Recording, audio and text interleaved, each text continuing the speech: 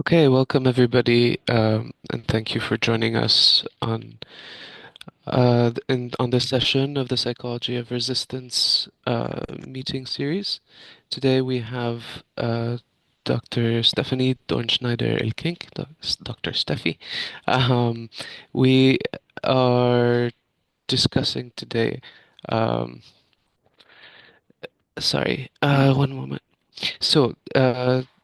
Dr. Dornschneider-Elkink is an associate professor in the School of Politics and International Relations at the University College Dublin, specializing in conflict studies with a focus on the psychological microfoundations of political dissent, particularly interested in resistance behavior in the Arab world and participants in dissent that are typically overlooked by Western policymakers and often repressed by domestic rulers. So, really very well aligned with our the theme of our meeting series.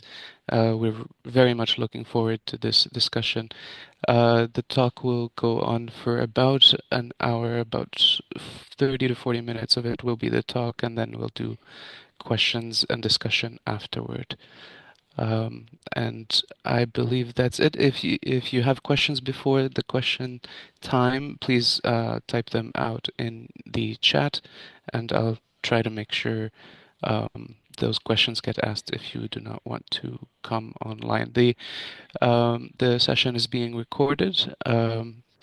If you prefer to have your comments or questions not be recorded, just let me know in a private message on the chat, and I will pause the recording while you ask your question.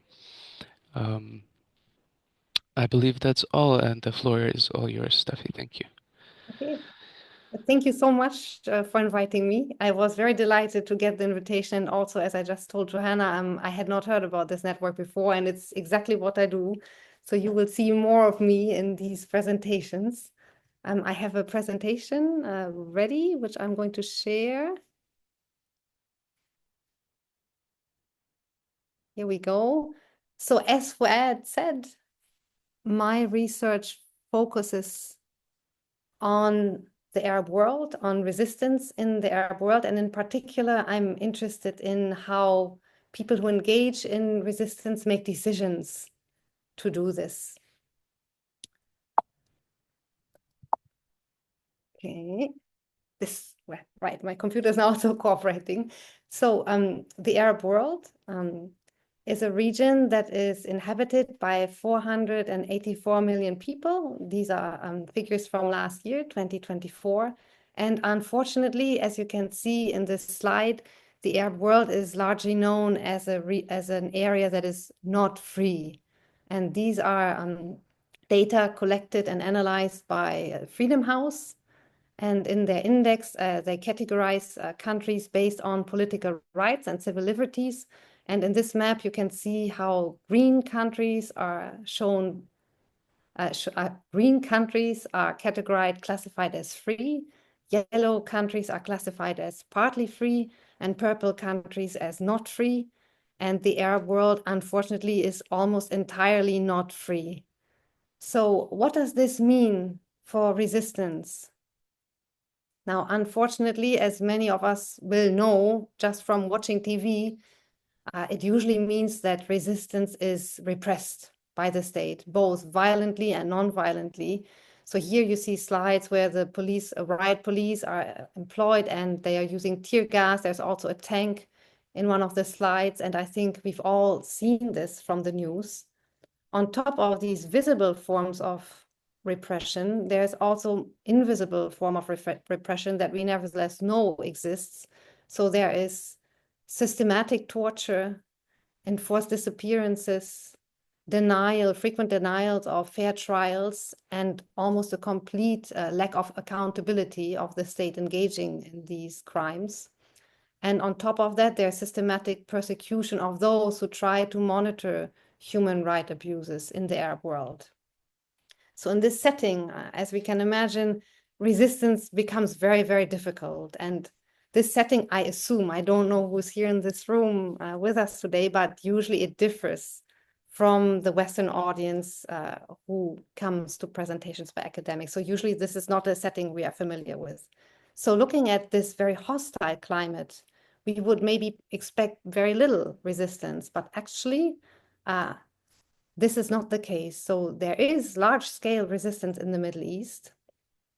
This is a very famous slide from the Arab uprisings. These were mass protests that happened in the Arab world roughly 10 years ago, so around 2011, 2012. This is a shot from the central square in Egypt called Meydan Tahrir, which was filled by masses of people who came to demand the resignation of then President Hosni Mubarak, and they succeeded. He actually did leave. So how can we explain resistance in this very hostile setting? So many people have presented theories. I'm here focusing on just four. I try to choose some at the intersection of psychology and political science. So grievance theories tells us that people usually rise up against their rulers in response to perceptions of relative deprivation, usually in the form of wealth and political power. This would be similar to what you know from Simca as perceived injustice. Then we have social media theories, which make an argument that the arrival of social media and new technology provided people living in the Middle East with a new way of mobilizing, a little bit away, a little bit more secure from governmental persecution. Then we have famously theories of preference falsification, which acknowledge that usually in autocratic settings like the Middle East, people do not walk around freely telling others on the street how much they hate the government. Rather, they pretend in public spaces that they're okay with the government, although they privately despise their rulers. Now, this changes the moment that we see a sufficiently large number of people pouring to the streets. Suddenly, lots of people join in. They think it's safe to join. And that's when we see this unexpected arrival of mass uprisings like the Arab Spring or also the Eastern European revolutions. So it's when preference falsification suddenly is not needed anymore from those who engage in it. And finally, political institutions, or in the Arab world, this focus is usually expressed in theories on royal exceptionalism. They make an argument that resistance in the Middle East is really shaped by the political institutions of the environment.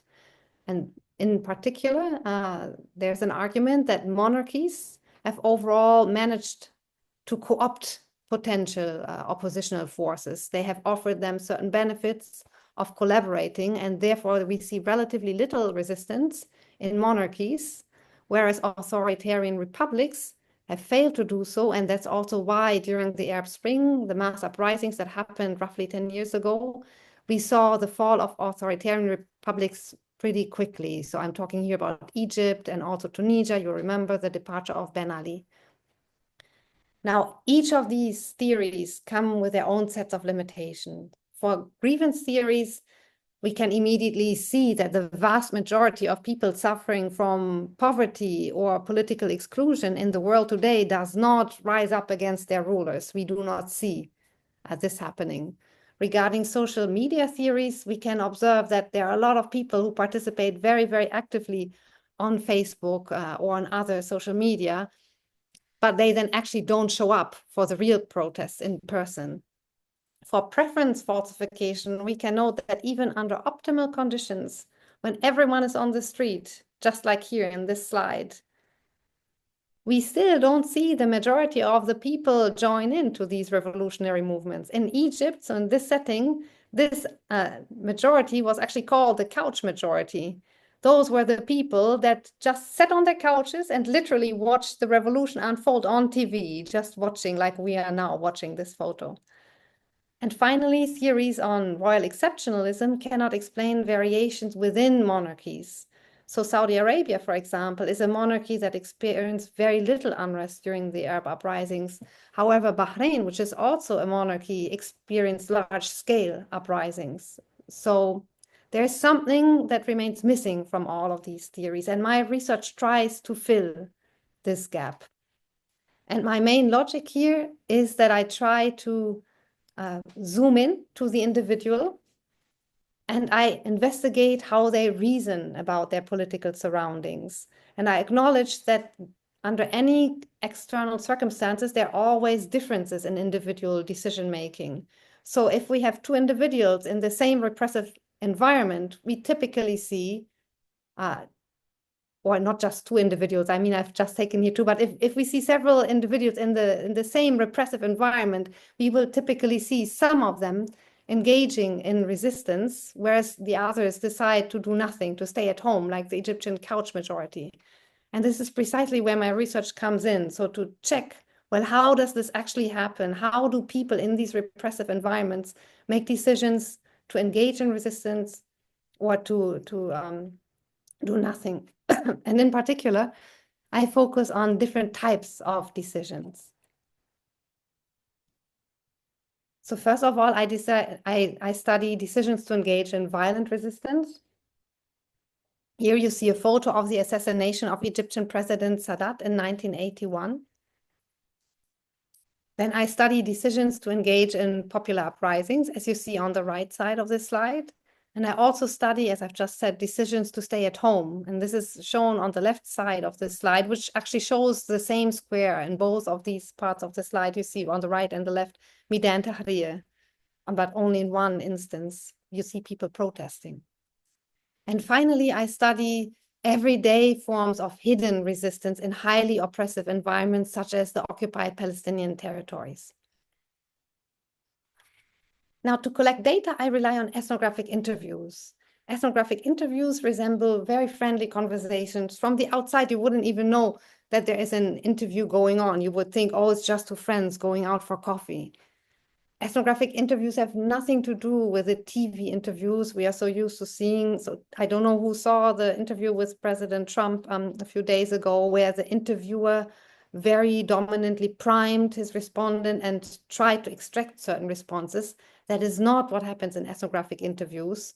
Ethnographic interviews also differ from structured interviews, where the interviewer arrives with a certain set of questions and then just asks, always in the same order, well, what did you do then? What did you do then? Or what is your view on so-and-so? Rather, ethnographic interviews try to pass the power of the conversation to the interviewee and to let them elaborate on their own behavior in their own terms.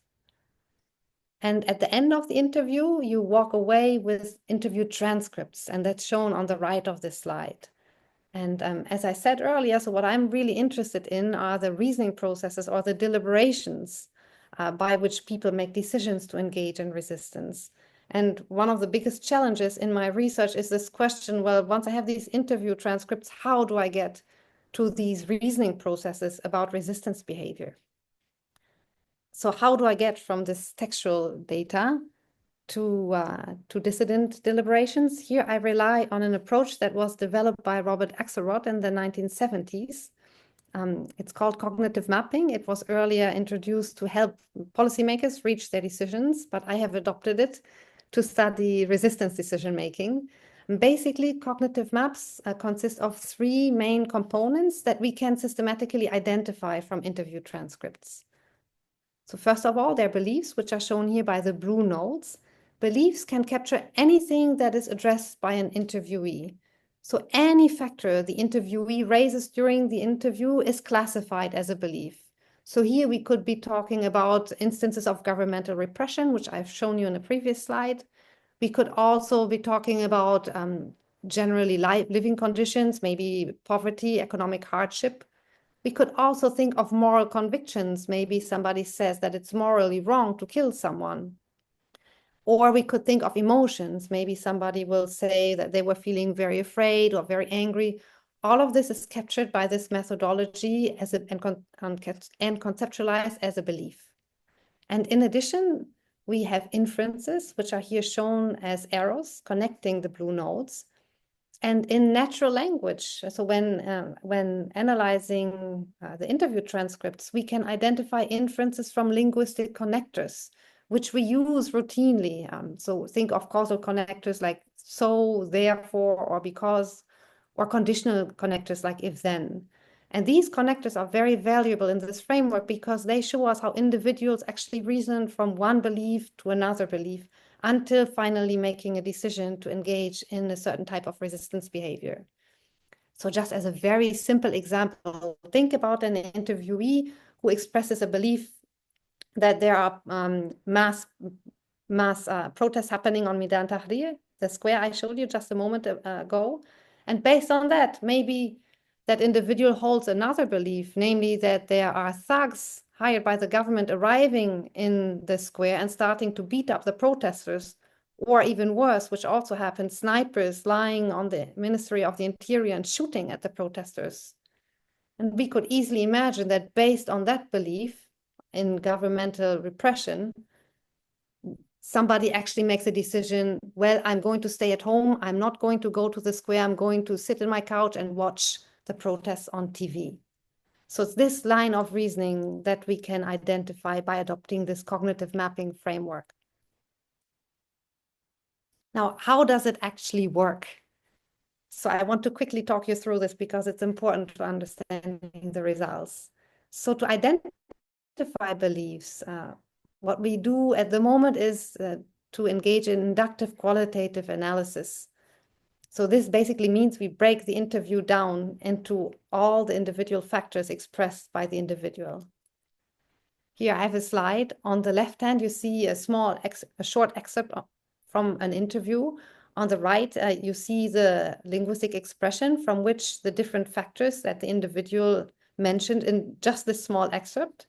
So you can see that different factors are addressed by subclauses, main clauses, entire sentences. Sometimes it's also content words. And then in the middle column, you see the separate factors that are actually expressed by this small interview excerpt. As you can already see just from this slide, there are usually quite a large number of factors conceptualized as beliefs that are identified when adopting the cognitive mapping approach to analyze interview data. And here's an overview of the identified beliefs from interviews with 27 violent and non-violent activists. And this slide only shows you those beliefs that were held by more than 5 individuals. And you can already immediately see that this is quite a large number.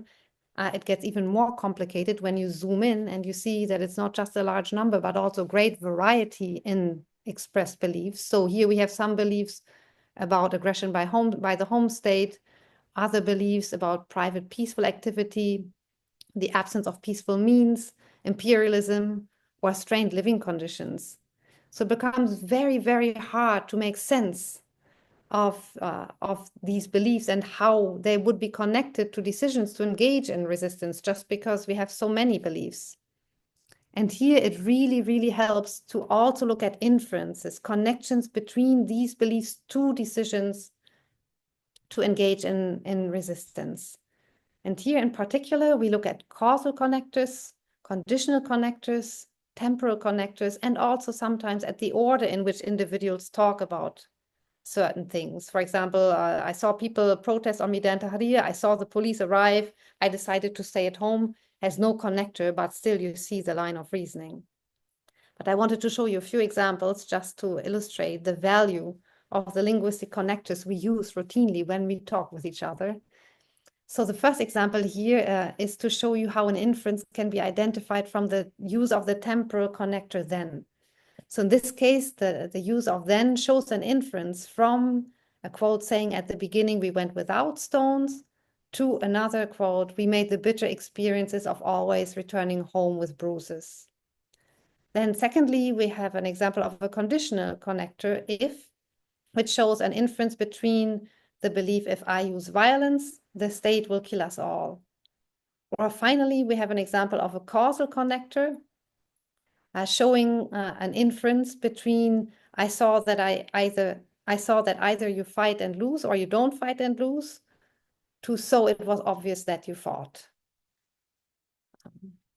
And once you've applied this kind of strategy to all your interviews, you end up with cognitive maps. So this would be the data that you receive at the end of this coding process. And this very carefully shows you how, in the words of the own individual, of the participant in resistance behavior, how they reach decisions to either participate in resistance or to stay at home. Now, let me show you a little bit about the findings of this research.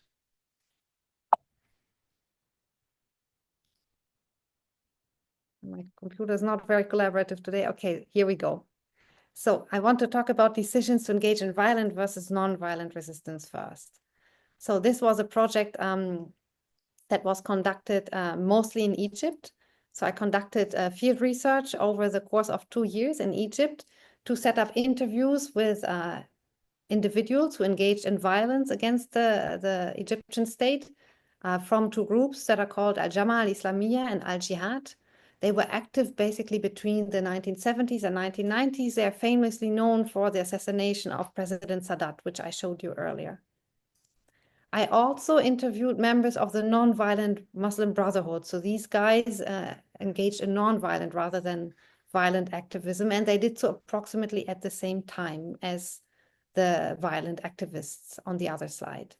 Now, in order to make sure that my findings are not unique to Egypt or to the chosen groups, I also interviewed individuals from a very different setting, namely Germany, my home country. Germany is different from Egypt because it is a wealthy democracy with a non-Muslim majority. And I thought this would be a good comparative case because of these features, which also made the studies a double paired comparison. And in particular, the individuals I chose to study in Germany belonged to the violent Baader-Meinhof group, which was active roughly in the same time between the 1970s and 1990s, and another violent group called Bewegung 2. Juni, in comparison with a non-violent student movement called German Socialist Student Union, which came into action at the end of the 60s.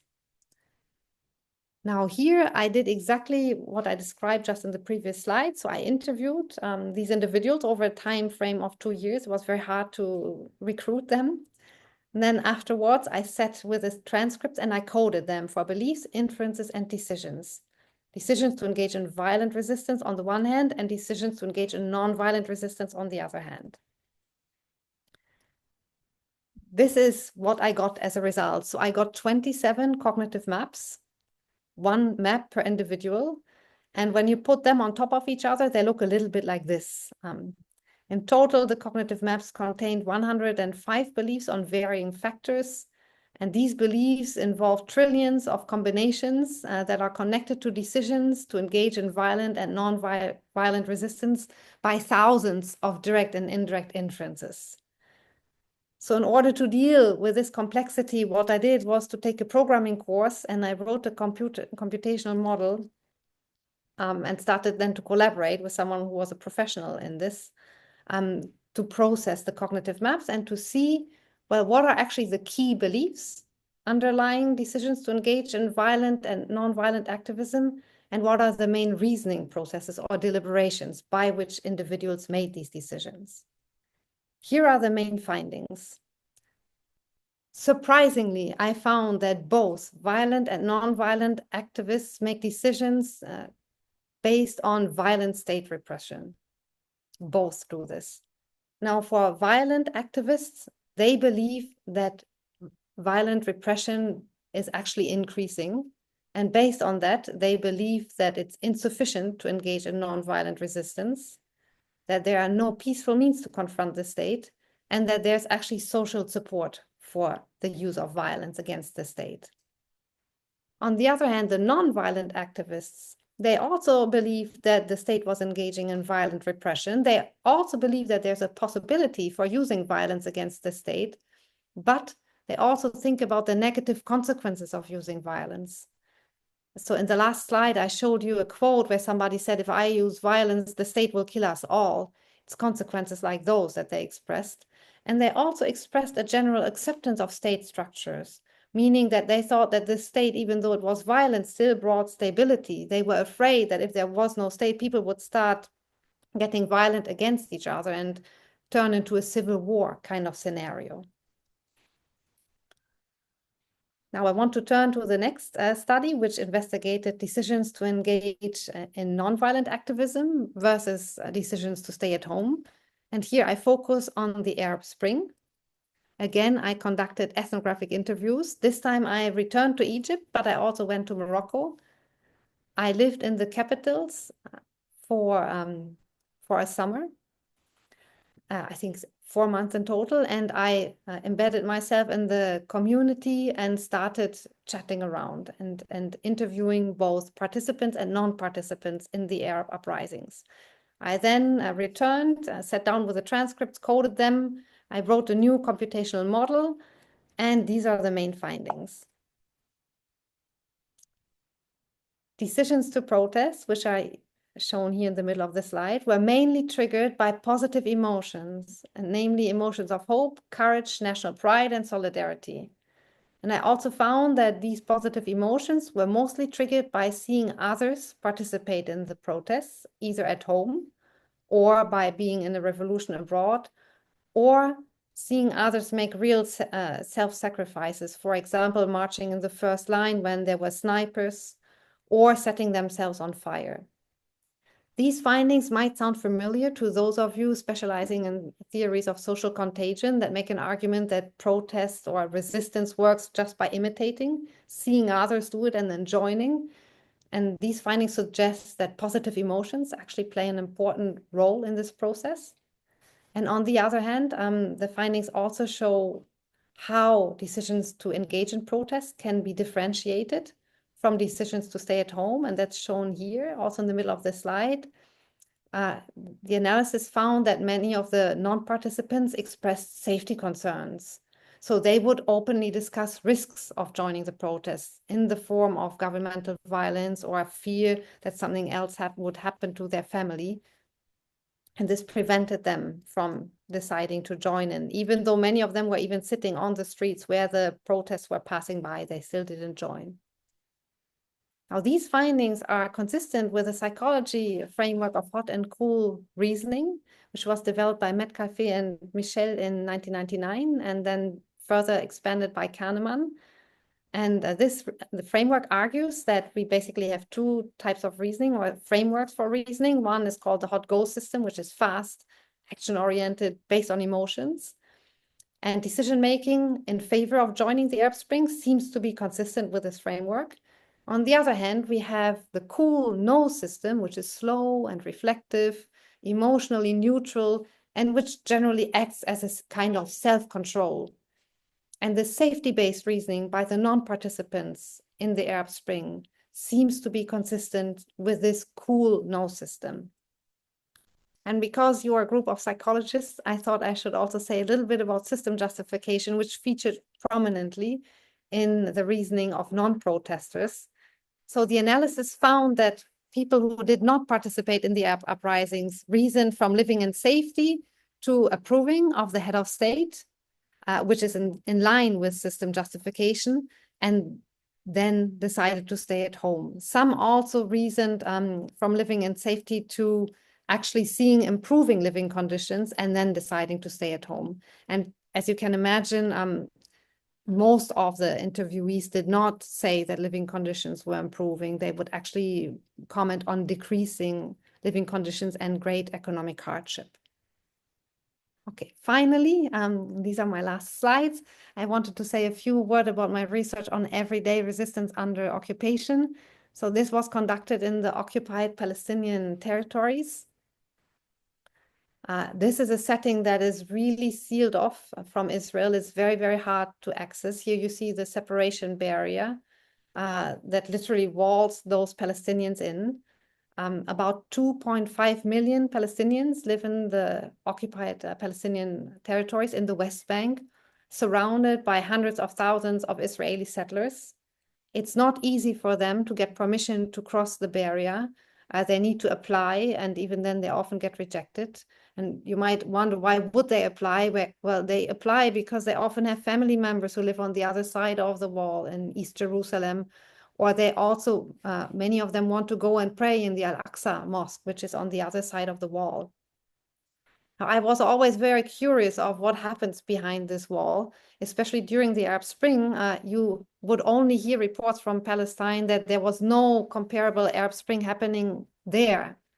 And I was very curious about why this was. So I traveled behind the wall to this really beautiful looking setting of Bethlehem, I embedded myself in this community. I lived right behind this church. This is the Church of Nativity on Manger Square in Bethlehem.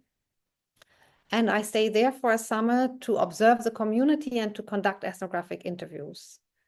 And immediately when you arrive in this community, after you've digested the sense of beauty, you get the sense of an overarching, like a cloud hanging over everything. And you very quickly discover why. And that unfortunately comes in the form of coffins, which were shown every week on this square. And the story about the coffins was always the same. There was always a young Palestinian man lying in them, most of them while I was there, teenagers. And the story that the people who came out to accompany the coffin, the stories that those people would tell were always the same. Oh, this poor boy, he was just coming home late last night. Something happened in the car. Maybe he dropped his phone, wanted to pick it up, or maybe there was a stone and he made an unnatural move. And that's when the Israeli army shot him. So these were always deaths caused by the Israeli army who was shooting those young Palestinian men on their way home. Now, Bethlehem is a very small community, so there were less than 30,000 people living there when I was there. So everyone knows these victims. So there's this overarching sense of grief, loss, also a big sense of powerlessness and despair among the people who live in the city. There's also another factor. Bethlehem is on a hill. And surrounding the hill, you look down on the West Bank, and literally Bethlehem is surrounded by settlements. At the time when I was there, this was in 2017, there were 26 settlements. I'm sure there are more now, but there's this sense of being constantly under constant pressure, and the occupation feels very, very real. Now, theories in political science tell us, well, in this kind of context, you're not going to see resistance. The costs are too high. You're going to be killed. People won't dare to rise up, to do anything. And this seemed to be confirmed by there being no Palestinian Arab Spring. And also in my first weeks in Bethlehem, I did not see anyone protest on this square, this Manger Square. I only saw the coffins. I never saw any protests. I also did not see protests anywhere else. But once I started to conduct interviews, I was very surprised to discover that actually everyone who agreed to be interviewed described some personal or private resistance they engaged in on a daily basis. So this could be in the form of, for example, somebody saying, well, I'm against structural resistance, it's too risky, but I will help Palestinians in another way. For example, if I go into a shop in Bethlehem and I see that the owner is selling Israeli dairy, I will make it a point to find the owner and ask him, why are you facilitating the Israeli occupation? Why are you selling their products? Or there was another Palestinian who said that their family owned land and had been made continuous offers, getting higher and higher over the years, to sell the land. And the family just refused because they thought that this is just what the occupier, that's how they perceive it, what they want. They want us to leave.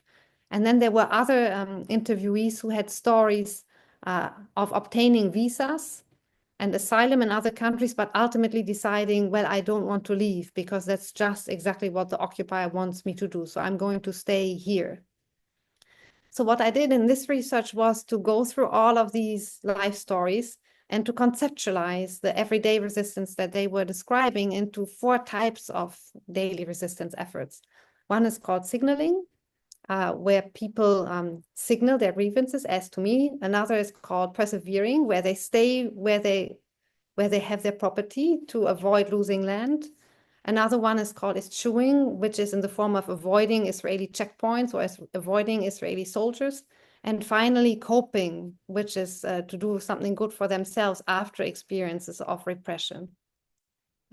Finally, to wrap it up, just as a conclusion, so what this research does overall is to present new data on how to access populations, presents a new study, a new way to study interviews, and this allows us to trace some of the psychological micro-foundations of behavior. And this information then helps us to explain differences in the individual behavior that occurs in the same context. And this is where I would like to end. Thank you very much for your attention and for your time.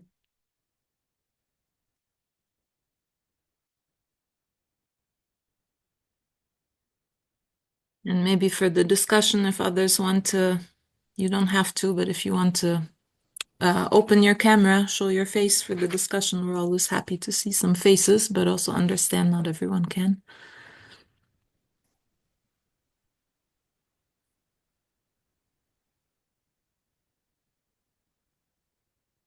Hi, Thea.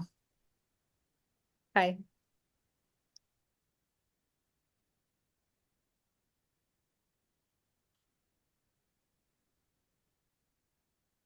I'm also happy to just elaborate on some aspects if you want to hear more about, I don't know, decisions to pick up arms or how I interviewed. So usually I get a lot of questions. How do you gain access to these violent and non-violent activists? I'm happy to elaborate on that. Anything really. I actually have a question. Oh, sorry, Ali, go ahead. Or Fuad, you're moderating. Sorry. That's okay. Raise my hand. We both can. Ali, go ahead. Thank you, Stephanie. It was a wonderful presentation. And I had two questions. One of them was the one that you mentioned yourself about how you gain access to these hard to reach populations in a sense.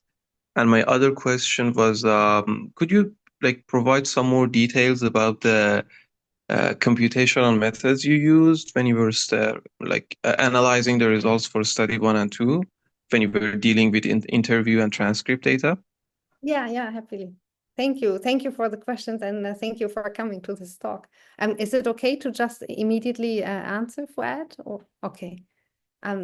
So in terms of getting access, I have a background in journalism and I used to, before I became an academic, track individuals that don't really want to be interviewed. So I had a bit of experience there.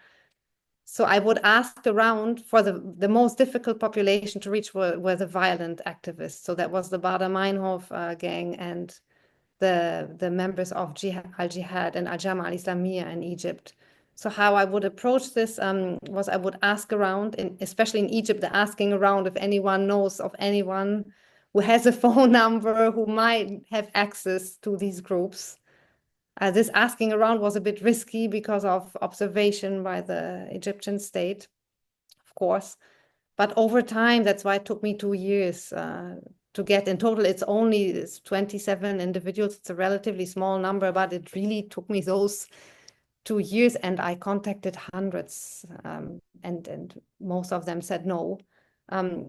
So it's by being extremely persistent and just trusting that one of these snowballs or these contacts will eventually lead you somewhere, which it does, but you have to really be super patient.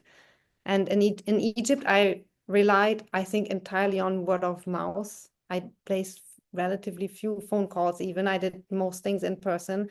In Germany, I actually collected a lot of phone numbers or addresses through the lawyers of the Baader-Meinhof gang. So there I could still access the lawyers. And then I wrote more than 100 letters.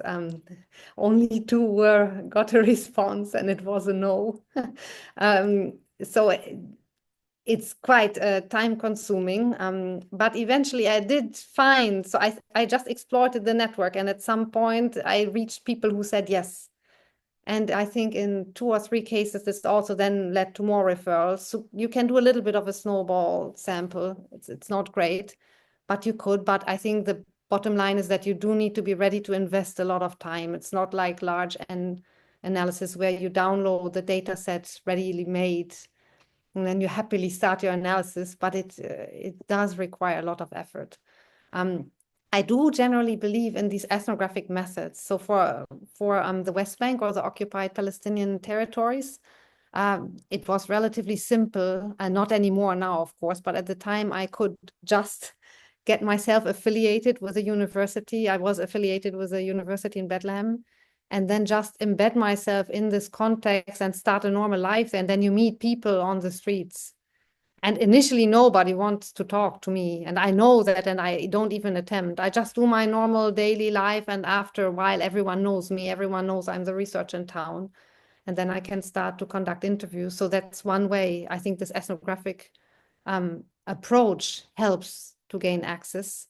The other question about the computational analysis, So I have to say I was a complete, I had no experience whatsoever in computational analysis when I started all of this.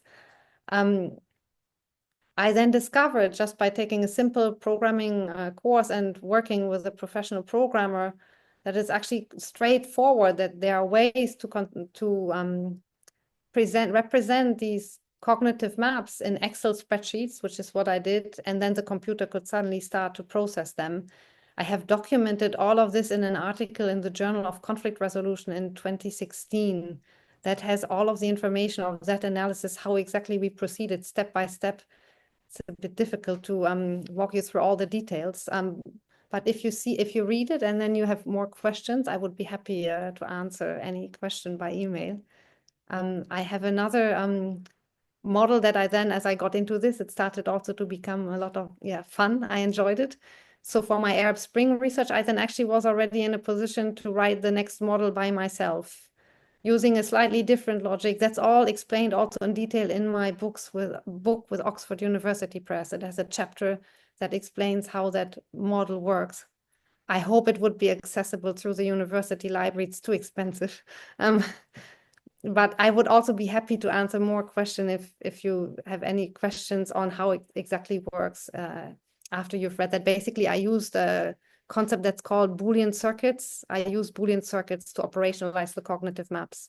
And finally, so what I'm working on at the moment is to actually automate the identification of cognitive maps for any qualitative researcher, so that somebody like me can actually come do the interviews, then upload them onto the computer, and with my software, then already do all of this tedious coding for disaggregating every interview segment into the different factors. It's quite cumbersome, and then checking for the inferences, it takes hundreds of hours.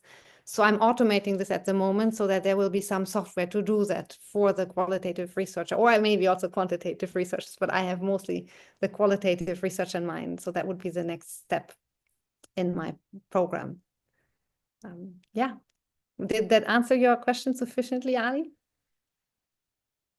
Okay. I don't know who wants to go next. Johanna, go ahead.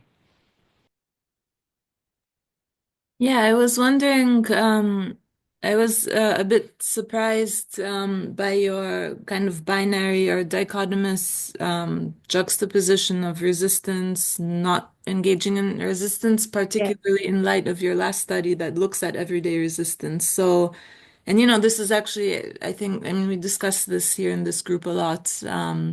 And I myself in my research started when I was looking at armed resistance in the Holocaust. I also started with that binary, like who was engaged in resistance and who wasn't. And then, a senior colleague said, well, actually, you don't know what else they are doing that, just wasn't armed resistance. So I'm wondering, first of all, why you decided to keep that binary framing, describing it as not participating in resistance, those who are staying home, in light of your findings from later studies, the one in Bethlehem about everyday resistance.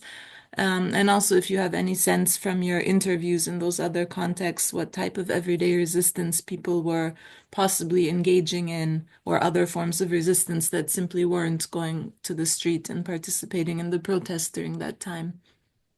Yeah, so this is a very important question, and I fully agree with you that the binary, of course, doesn't capture everyday resistance in the two first studies I presented. So I started out by being very curious. I lived in Egypt for a couple of years. I did my master's degree there, and I was very confused by how resistance works, because I initially never saw I was looking for resistance, but then I always only saw the police. I don't know who has been to Egypt, but basically you see the protesters when there's a big just convoys of the army or police, and then a few protesters in the middle when you get closer. So you could never even see them. So I started to get very curious. Well, why would anyone do this in the first place? And then in the university, we studied violent resistance, which I did not see at all, but which apparently did happen in Egypt. And I became very curious, well, how did these individuals make these decisions in this repressive environment? So my primary research question was really about those people who killed President Sadat, basically. And there it seemed to me that if I sampled only on the population who participated in the killing, it wouldn't really help me to differentiate people who engage in this armed form of resistance from those other people that I had previously seen non-violently protesting on the street. So I don't want to say control group because it's not an experiment, but I wanted at least a comparison that helped me exclude, to differentiate reasoning processes connected to decisions to pick up arms from potentially similar reasoning processes ending in a very different type of decision, namely to engage in non-violent activism. And as I showed you, the findings then also really were quite similar, which was a big surprise to me.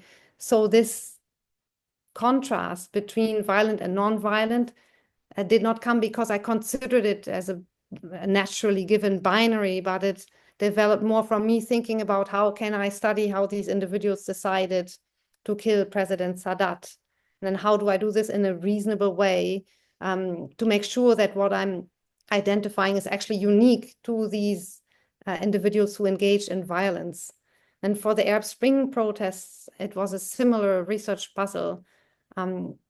So it's quite relatively straightforward to find people who participated in the Arab Spring, but then at least from the outside, they will seem exactly the same, like those who were just sitting on the side. And that, to me, seemed to be the major comparative group when investigating the unexpected outbreak of the Arab uprisings. So it was a slightly different research focus. It was not primarily a comparison where we have the two binaries, but where we have the binary either protest or we don't protest, but it was more a question about why did we see these protesters do what they did, and how can I ensure that the reasoning processes I'm identifying for the protesters, that it's actually unique to them. And then later on, no, sorry, I should shut up. I've talked long enough. I didn't mean to interrupt, sorry. No, I guess my question is just, I understand how one starts out with that research and that the research question may have differed at the time, but knowing what you know now, right? Like I'm curious about your decision to describe it as resistance versus, you can present the same findings just saying, what was the decision to participate in the protests or in overt resistance versus not, right?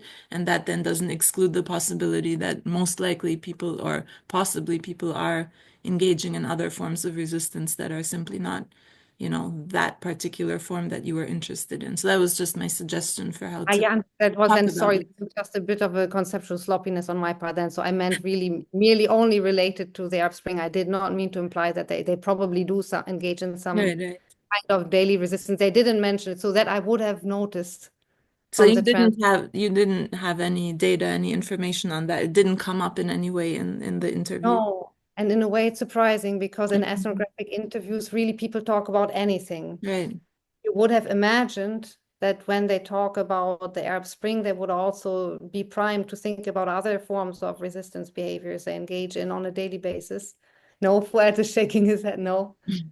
Tends to be the case that they, once you're into a particular strategy, you tend to focus a little bit more on it and attention shifts. Although it's not so, these interviews, so it's always hard to describe. It's not an interview where you sit down and then you just discuss the Arab Spring. So people really, so first of all, we talk about myself because everyone is reluctant to be interviewed, and that then leads to them talking about themselves.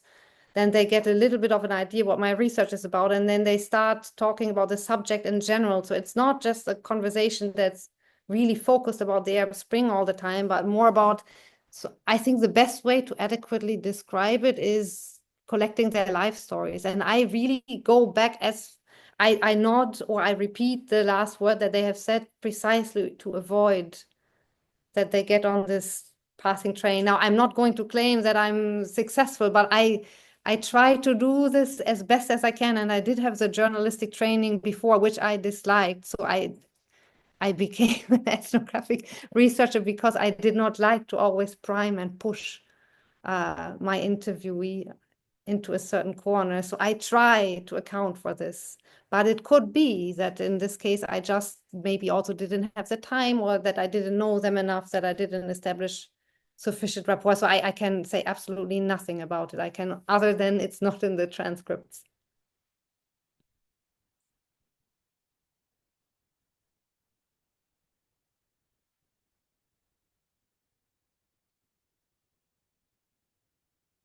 We have a Oh, question from Aya, who can't unmute herself, unfortunately.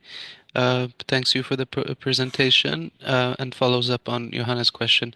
Did the data say something about the relationship between everyday resistance and overt or organized collective action or protest?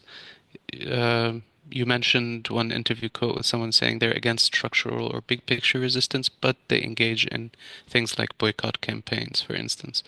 Was this tension between the two forms present in other interviews, or were there times where the two things were more complementary to each other? yes, thank you for this question. So absolutely. So in the Palestinian, the Palestinians who lived in Bethlehem or Ramallah, or also in East Jerusalem, they would always comment on the resistance that was already happening, or on the past intifadas, and they would openly be against it because of the risks. So they would openly say it's too risky.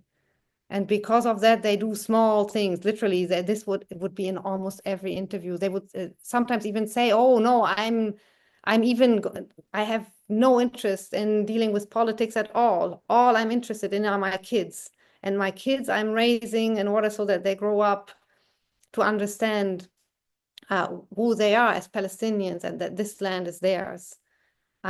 So about this quote, so this individual was not really boycotting boycotting Israeli products. He went even beyond that. So he would go and find the owner and hold him accountable for selling the Israeli daily, the Israeli dairy. So he went even beyond that. And from my perspective, it was almost even a bit unfair, because, as you might know, in Bethlehem and in the occupied territories, they only have Israeli products to sell. So it's hard to find local products. Everything, all the shops, it's also all you pay in shekel. It's just so overwhelmingly dominated by the Israelis that it's arguably hard for the owners to find sufficient alternatives. This is what was going on in my mind, but of course my role is not to question what I'm being told, but just to document. So yeah, so this is how they engage with their surroundings. And I think every individual commented on how difficult or dangerous and threatening collective resistance in Palestine was, and that they thought it brought them nothing but trouble and a bad image for being looked at as terrorists.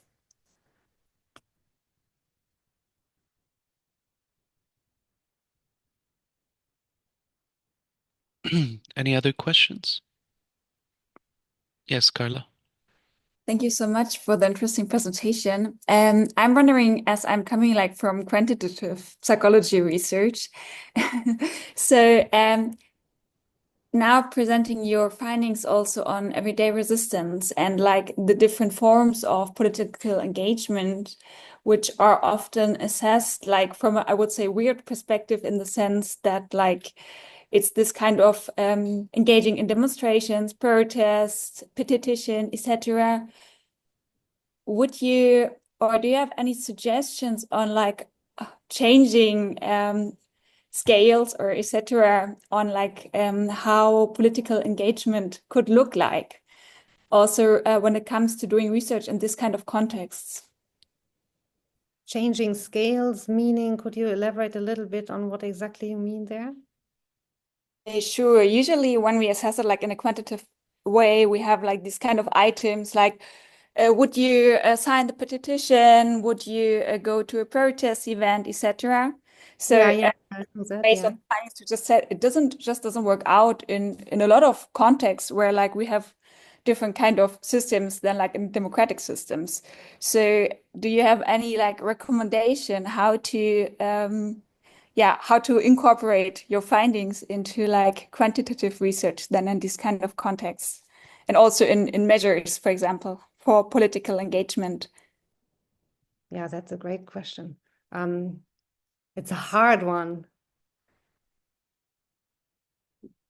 because you are really asking also how to incorporate this in a questionnaire, and I only get this information by building rapport in the form of showing my face for weeks and weeks, so I don't see how anyone would answer the questions that I have in the questionnaire. Well, you could perhaps, so these everyday resistance behaviors that I identified as signaling, coping, avoiding interaction with the perceived oppressor, maybe they could be included in questionnaires in the form of, do you sometimes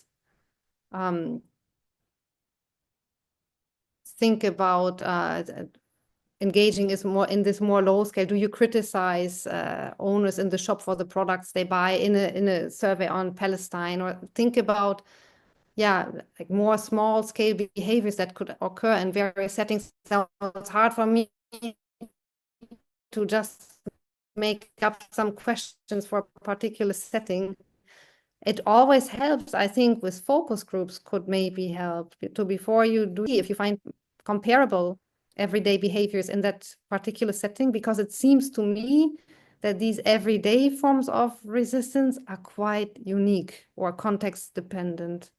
I mean, they seem to exist in even the most repressive surroundings, but these repressive surroundings still seem to come with their own features. Like in Palestine, this completely colonized place with this Israeli economy, that's hard to translate into another setting. Often I find that the moment I arrive, even, so I have studied the Arab world now for almost 2 decades, but when I enter a new research setting, I now have a project in Lebanon. It takes me so long every time to just adjust to the thinking and to get my head around the logic that I'm encountering and just the daily things that people do. So I would always recommend, before designing questions, to invest some time in getting some funding for some maybe focus group, or if you can by yourself, go and just live there for a little while, see how life in the setting works. I think that would be my immediate recommendation. Unless you're working on Palestine, then I could probably come up with some more concrete questions. Thank you so much. Sorry, that was a hard question. And I think Oh, but a good one. exactly what you said, it's like such a blind spot because maybe it's context specific, and that's very hard to do sometimes in quantitative research. Yeah, but with the right tools, I do believe it's doable. So if you, I know several people who do survey research. Even I myself am doing it now in the context of Israel-Palestine, and they usually they use focus groups, or they engage with the locals on the ground. Although if you only engage with the locals, they will, to them, everything is normal. So they might not report back to you what you actually need, because you are the person to really see the abnormality. But it's definitely doable. I don't think it's too difficult, but it's hard to immediately give you some questions that would fly. Thank you so much. Okay, I just have a brief question just about sort of your impression of whether there was anything in your findings that suggested that among the activists there was an implicit understanding of a hierarchy of value when it comes to the different strategies being used.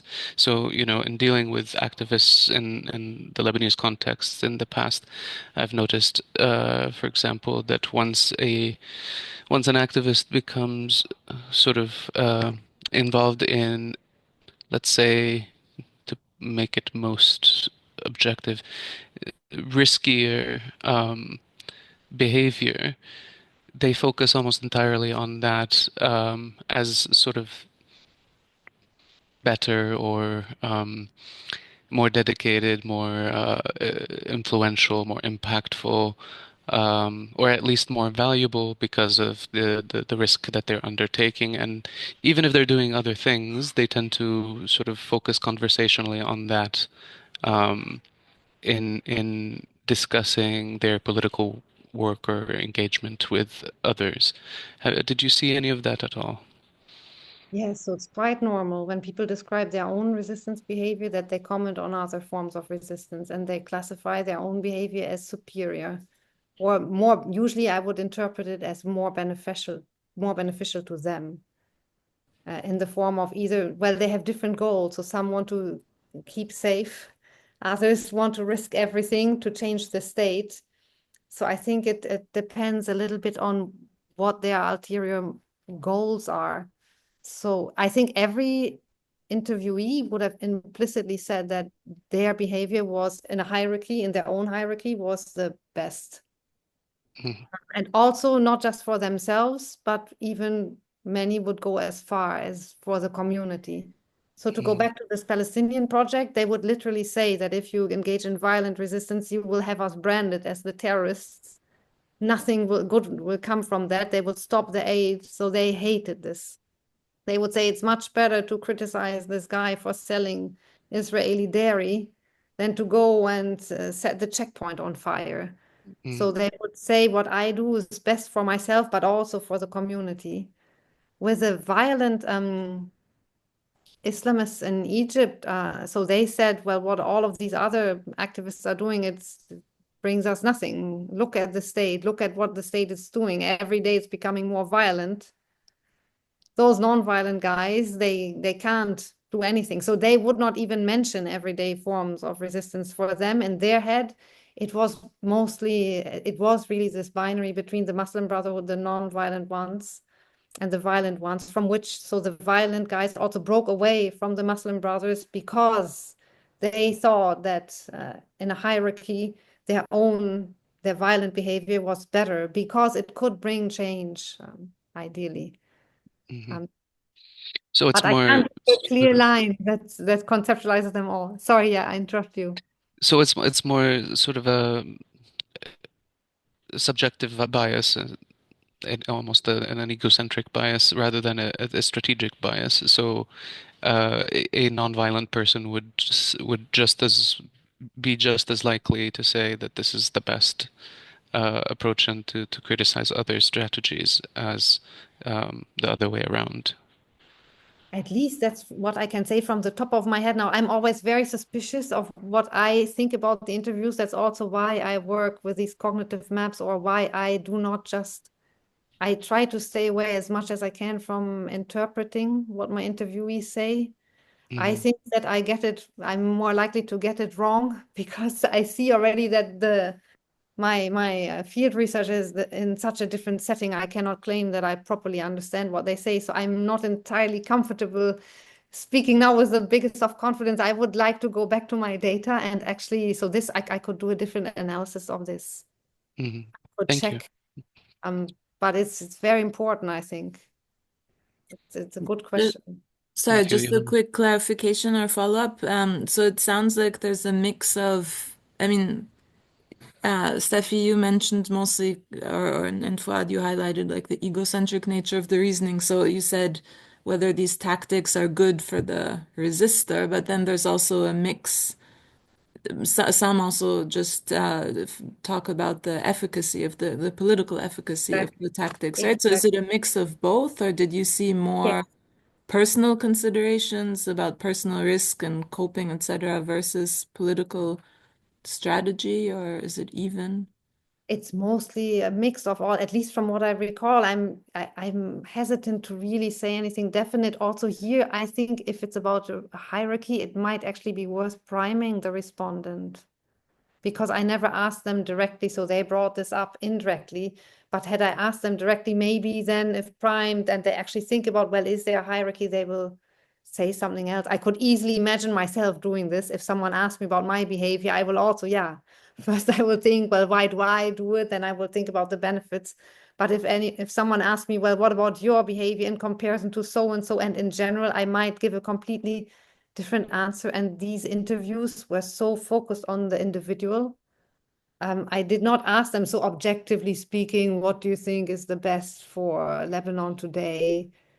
I never asked this. I gather as much of the universe of the individual as I can, but I stay away from these broader interpretations, which for me come from comparing the individual viewpoints with my computational models.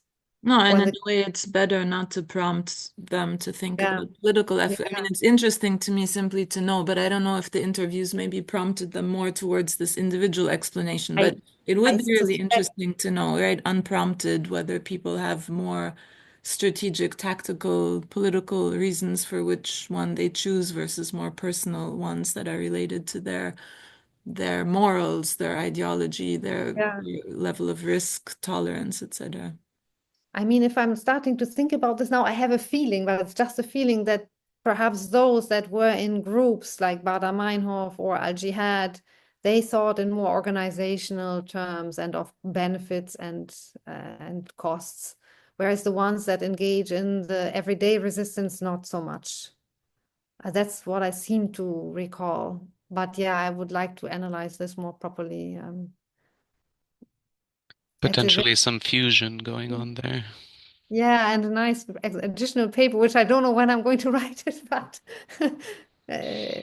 I had one last question about the result, the map you showed with the positive emotions. There were, in the lower left quadrant, there were some things that were connected to positive emotions that didn't yeah, seem intuitively connected. Can you speak a little bit more about those? How yeah. were they, So how are they related to the positive emotions in the map? I I did not discuss them more because they were held by as many approximately as many non-participants as participants. Mm. It's just that when participants talked, they connected them to their positive emotions.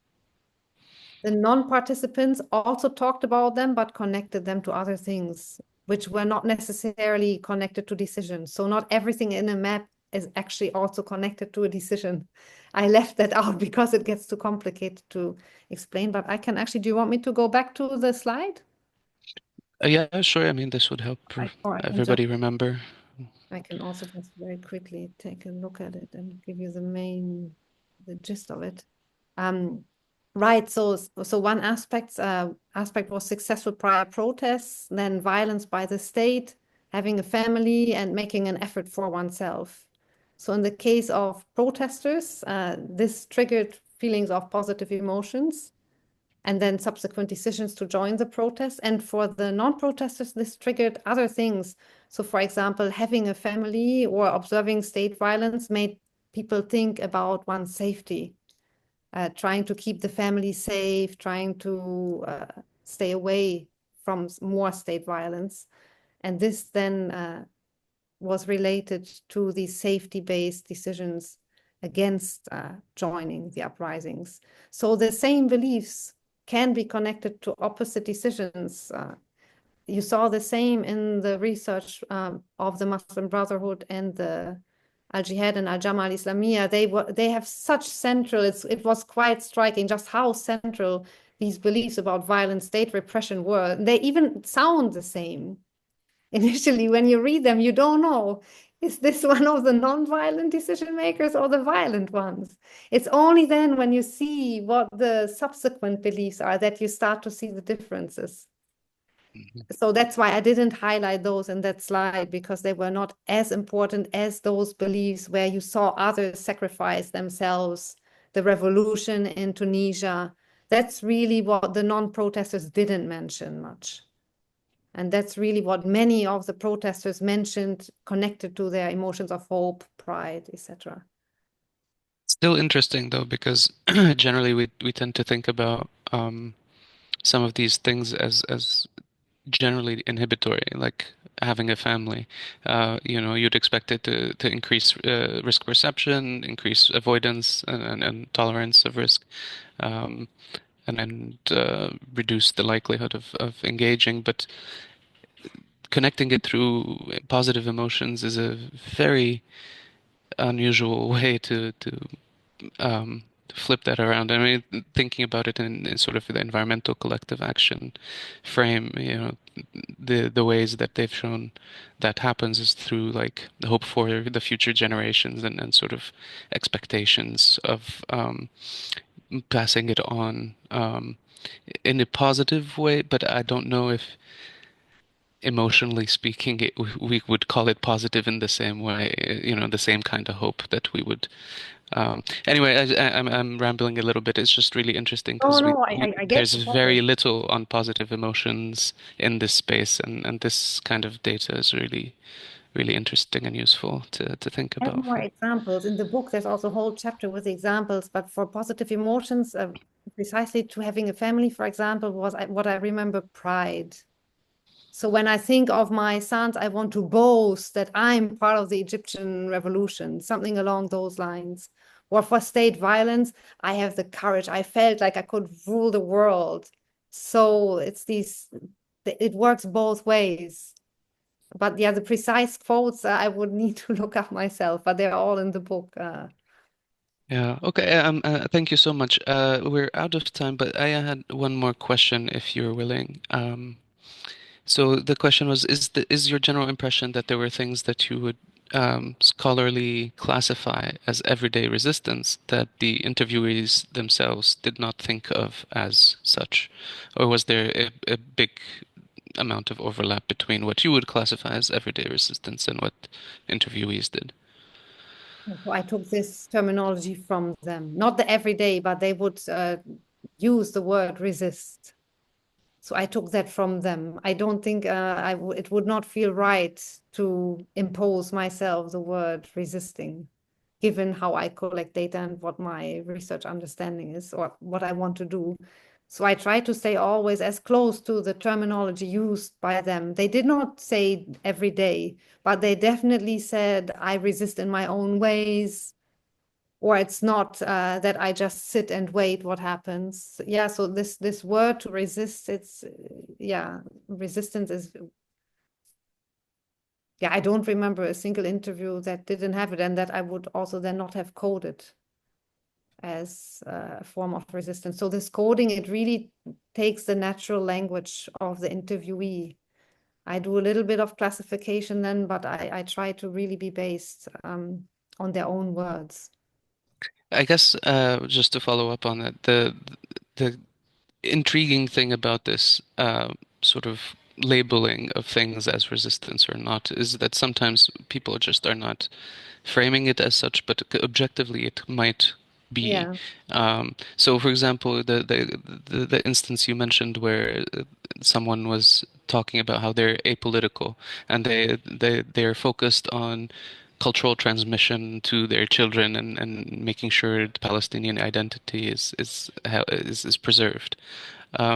In some ways, you could argue that it is resistance against cultural genocide, precisely, objectively speaking, but perhaps um, would not be seen as political or as resistance by the participant themselves. Um, Absolutely.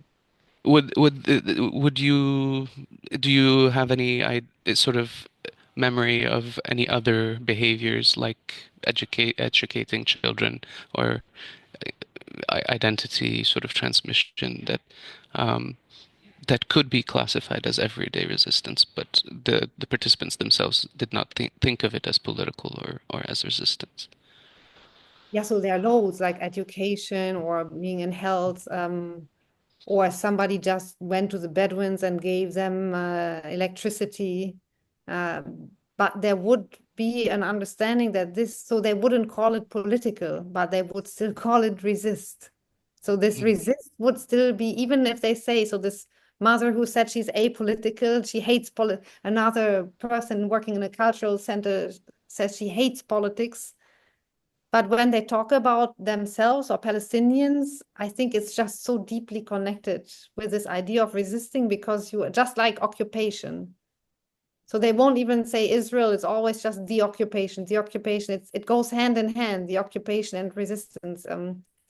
So that it almost loses, it's so much every day that it's not, so politics and their belief set is more like what Abbas Abu Mazen, what the politicians do. That's more what they understand as politics, but what they Mhm. understand about their own behaviors as Palestinians, yeah, I have not seen anyone who who was not aware that it was something they were doing for their people or for like this resistance terminologies. Yeah, very deeply ingrained, I think, at least from what I Definitely. saw. resistance as a language, as a term, I guess, as a concept, is more um, uh, democratized than politics, I guess you could say. Yeah, or even this word which we always hear in the West, this holy war, jihad, but in Arabic, it's from jahada, to make an effort, which is also very peaceful, and it's one of the main things you're supposed to do in Islam, and it's a very good thing. So this jahd and jihad, that's also very often, and it's really also used against violence, so to condemn violence, but to do something good. It's the same jihad. Mm. So I think it comes with a completely different vocabulary as a setting. And I dare say that I suspect it's in other, very oppressed settings. It's similar. Thank you so much. Aya, did you get an answer to your question? Thank you. Okay. All right. So thank you so much, Steffi, and for staying Thank a little you. bit later That's great. than planned. But this was really fascinating, and we hope to see you again Yeah, in our no, future sessions. I will Um, come. I will just put the link for our website on